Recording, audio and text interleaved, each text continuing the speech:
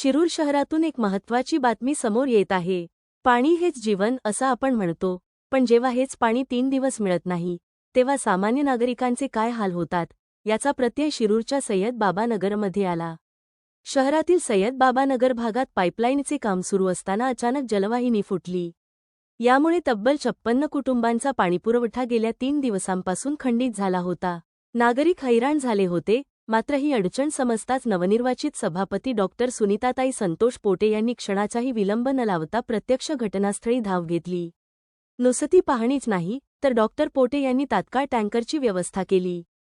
महत्त्वाचे म्हणजे जोपर्यंत प्रत्येक घराला पाणी मिळत नाही, तोपर्यंत त्या स्वतः तिथे जातीने लक्ष देऊन उभ्या होत्या।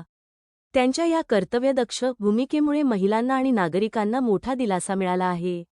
ऐन अडचणीच्या काळात तत्परतेने धावून आलेल्या आपल्या लोकप्रतिनिधीचे स्थानिक नागरिकांनी मनापासून आभार मानले आहेत। शिवशाही न्यूज प्रतिनिधी फैजल पठाण, शिरूर।